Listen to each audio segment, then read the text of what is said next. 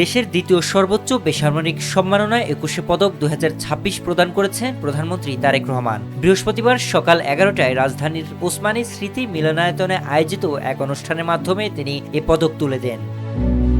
বিভিন্ন ক্ষেত্রে গৌরবোজ্জ্বল ও উল্লেখযোগ্য অবদানের স্বীকৃতিস্বরূপ এবছর ৯ জন বিশিষ্ট ব্যক্তি ও একটি প্রতিষ্ঠানকে এ সম্মাননা দেওয়া হয়েছে। অনুষ্ঠানে পদকপ্রাপ্ত ব্যক্তি ও প্রতিষ্ঠানের প্রতিনিধিদের পাশাপাশি মন্ত্রিসভার সদস্য, উচ্চপদস্থ সামরিক ও বেসামরিক কর্মকর্তা এবং আমন্ত্রিত অতিথিরা উপস্থিত ছিলেন। দেশের সঙ্গীতাঙ্গনে বিশেষ অবদানের স্বীকৃতিস্বরূপ জনপ্রিয় ব্যান্ড ওয়ারফেজকে ২১শে পদক ২০২৬-এ ভূষিত করা হয়েছে। এবারের ২১শে পদকে এ সম্মাননা ছিল অন্যতম চমক।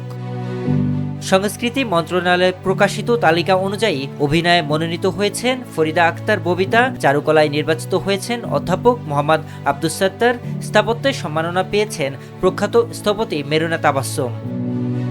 সঙ্গীতে মরণোত্তর স্বীকৃতি পেয়েছেন কিংবদন্তি শিল্পী আইয়ুব বাচ্চু। নৃত্যে সম্মানিত হয়েছেন অর্থে আহমেদ এবং পালাগানে স্বীকৃতি পেয়েছেন ইসলাম উদ্দিন পালাকার।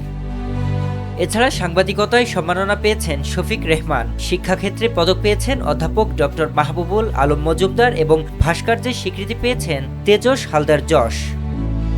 বর্ণাঢ্য আয়োজনের মধ্য দিয়ে অনুষ্ঠিত এ অনুষ্ঠানে পদকপ্রাপ্তদের অবদানের কথা তুলে ধরা হয় এবং জাতীয় পর্যায়ে তাদের অবদানের স্বীকৃতি জানানো হয়। শরীফ রাহাত, দেশকাল নিউজ।